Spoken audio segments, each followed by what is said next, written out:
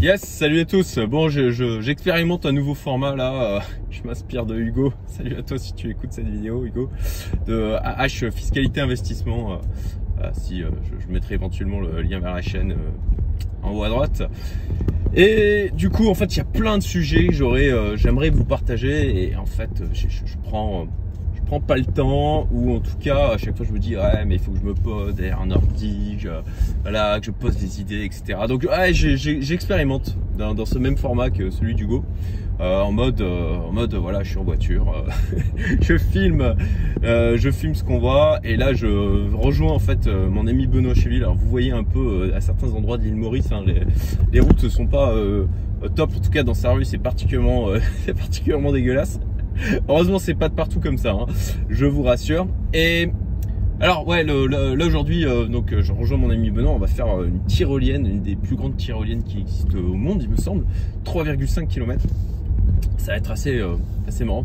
Mais je fais pas cette vidéo en mode uniquement vocal pour parler de ça. En fait je fais un retour d'expérience sur une opportunité d'investissement dans un château que j'ai étudié. Et je me dis que ça peut être sympa de partager ce genre de trucs, hein. Parfois quand j'ai des deals comme ça, que j'étudie, j'en étudie plein, hein, et sur lesquels je décide de pas aller. Donc c'était un château. Alors le truc est toujours en vente, donc je vais pas dire exactement où c'était, ce que c'était, etc. Mais je vais vous dire un petit peu le contexte, on va dire, et la raison pour laquelle j'ai décidé de pas y aller. J'ai vraiment étudié sérieusement le sujet. C'est un membre de ma communauté qui a partagé en fait le deal en disant que lui, bon bah il avait d'autres sujets sur lesquels il était à ce moment-là, mais qu'il partageait le deal pour les autres membres de la communauté s'il y en a qui pouvaient être intéressés. Donc bon bah j'ai regardé la chose et je l'ai étudié. Donc c'est un château qui se vend plus d'1,2 million, ce qui est pas délirant en fait pour un château 500 mètres carrés. Et donc voilà, je me suis dit ok, ben je regardais le truc, ça a l'air plutôt propre sur les photos, et puis surtout il y a un business qui tourne déjà actuellement avec des mariages qui permettent sur le papier en fait de couvrir le coût du prêt qui pourrait être adossé. Donc voilà. Bon après, ce qui m'embêtait c'est que c'était en France et que j'essaye de plutôt, là je suis sur des opportunités d'investissement en Estonie, à Dubaï, en Angleterre. Purée, il y a un trou énorme là. Voilà, dans un tunnel, vous voyez, c'est les aléas du direct. J'ai pas de truc pour faire tenir, le téléphone. Du coup, il vient de se casser la gueule. Donc voilà, je regarde le truc, un business qui tourne déjà, rentabilité déjà en place, ça couvre en mode capitalisation, on va dire, même si ça dégage pas de cash flow et que ça bouffe pas de temps, ça pourrait être potentiellement intéressant. Donc en fait le château en question, il tourne autour des business du mariage. Donc bon, ça peut être une opportunité post-Covid aussi, je me dis, parce que forcément ils ont, je vais pas y arriver, ils ont des en fait ils ont des bilans post-Covid qui sont dégueulasses, hein, puisque forcément, enfin dégueulasses, ils n'ont pas top, voilà, c'est clairement parce que ils ont souffert des confinements avec les gens qui du coup reportaient leur mariage, etc.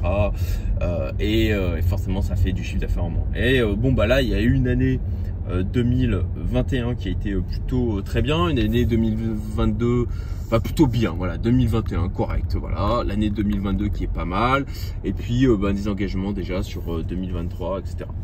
Donc en fait j'ai dépassé l'endroit où je devais m'arrêter, et là je fais demi-tour parce que je voulais arriver à faire cette vidéo, finir cette expérimentation avant d'arriver chez mon ami Benoît.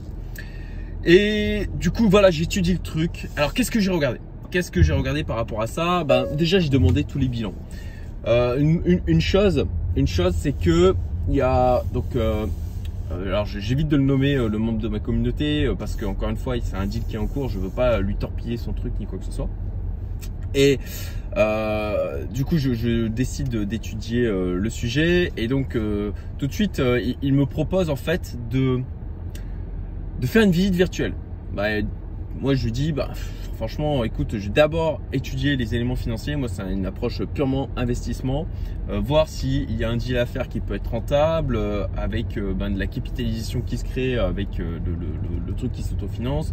Voir les possibilités éventuellement de mettre en place d'autres types d'événements. Je me disais, est-ce que je pourrais pas exploiter un bien comme ça aussi, pour créer des événements, soit pour ma communauté privée, soit des événements publics, de pouvoir profiter comme ça d'un... je mets les warnings parce que voilà, hop, pour que les gens puissent me dépasser, de profiter comme ça d'événements. En fait, je vais m'arrêter, ça va être le plus simple. D'un lieu comme ça pour en fait créer d'autres événements, pas avoir à payer en fin de compte le lieu, créer des trucs de séminaires. Et puis bon, voilà, quel temps ça me... Est-ce que je peux déléguer ça? Quel temps ça me boufferait pour pouvoir le faire?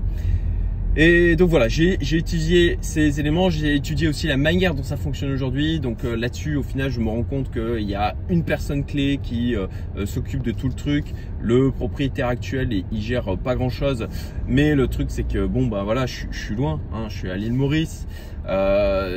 S'il y a un problème avec la personne clé, bon, ok, ça peut être des problèmes potentiels. Et surtout, je vois en fait ce que coûte la personne clé. Et c'est approximativement voilà, 10%. 10% de ce que ça rapporte à l'année. Et je me dis, ok, là, il y a ce deal-là avec cette personne-là qui gère le tout. Mais si du jour au lendemain, en fin de compte, il y a un problème avec cette personne, ça lui convient pas, elle devient plus gourmande, ou elle décide de faire autre chose, j'en sais rien. Et à ce moment-là, il faut que je fasse appel à une société de conciergerie. Et là, c'est plus 10% que ça va me payer, ça va me coûter, ça va être 20%. En plus de ça, alors ok, pourquoi pas au niveau du business model, le prendre en compte, au niveau du coût, du prix qui serait proposé, pourquoi pas. Sauf qu'en fait, à l'endroit où est positionné ce château, des sociétés de conciergerie, il n'y a pas grand-chose aux alentours. Donc déjà il y a ce premier élément qui m'a freiné. Alors bien sûr il y a des risques avec l'achat d'un château, il y a aussi tous les travaux potentiels. Alors l'avantage c'est que c'est de la vieille pierre, c'est quelque chose qui est en place, c'est du patrimonial je dirais de long terme. Et puis l'inconvénient c'est que on a une note énergétique qui est dégueulasse, et ça bouffe pas mal d'électricité. Et ça c'est aussi un truc à prendre en compte. Ça coûte cher à chauffer, et dans un environnement où toute l'énergie se met à coûter de plus en plus cher, c'est quelque chose qu'il faut pas ignorer pour la rentabilité à venir. Donc voilà, il y a déjà cet aspect-là. Je me dis ok, société de conciergerie, sauf qu'aux alentours, il n'y a pas grand-chose. Ça veut dire qu'il faut quand même connaître sur place pour pouvoir trouver quelqu'un d'autre, se mettre à chercher. Et ça c'est chiant. Et j'essaye d'éviter les trucs chiants. Deuxième chose que je regarde, c'est ok, business principal, c'est les mariages. Bon, en fait, je regarde les villes importantes qu'il y a aux alentours et qui amènent des personnes qui se marient. Et en fait là je découvre que la population de toutes ces villes est vraiment très vieillissante, qu'il y a une démographie qui est négative, et que en fait voilà, moi j'investis sur ce truc, c'est plutôt pour y aller pour 5-10 ans, et en fait je vois que la dynamique sur 5-10 ans elle est pas bonne, quoi.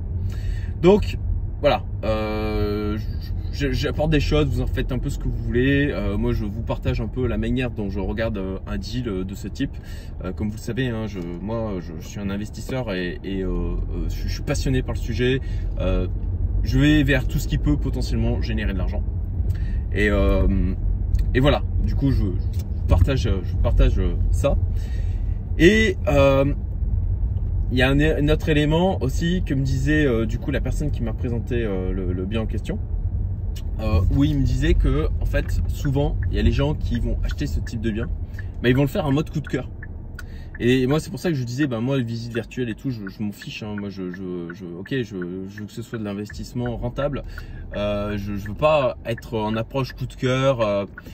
Et il me dit oui, en fait les gens qui achètent ça c'est plutôt en approche coup de cœur, en mode voilà, pour aussi un côté je flatte mon ego, j'ai un château, je suis châtelain, pour rayonner, on va dire, sur leur entourage direct. Et concrètement ça c'est aussi une grosse leçon que j'ai appris, c'est de ne pas investir pour faire pour son ego. en fait. Ça peut être dans une stratégie de construction, on va dire, d'une marque personnelle, etc. Je pense à Cédric Anissette, il a transformé aussi, et là aussi, c'est Hugo qui le disait, et je trouvais ça assez juste. Voilà, il a ses Lamborghini qui sont sa Lamborghini, ses voitures qui sont un gouffre financier phénoménal, mais il s'en sert aussi pour développer sa marque personnelle, se faire connaître, etc. Et pourquoi pas si c'est dans cette approche-là et que c'est conscientisé et que c'est pas juste pour l'ego de me dire je suis puissant, je suis formidable parce que je possède un château et je brille autour de moi juste par rapport à ça. Ça non, vous n'allez pas vers ce genre de choses parce que en fait, vous allez, c'est pas une bonne approche pour en fait investir. Vous allez, c'est les moments où vous allez faire des conneries et perdre de l'argent. Voilà, écoutez, je sais pas ce que vous pensez de ce format. Je comprends que ce soit un peu chaotique. J'essaye de conduire en même temps. Je me reprends, c'est pas super fluide. Il se passe des trucs comme quoi, voilà, j'ai laissé tomber le portable. Mais comme toujours, j'expérimente un tas de trucs dans la vie et puis j'apprends de ça et je vous invite à faire de même. À très bientôt. Salut à tous.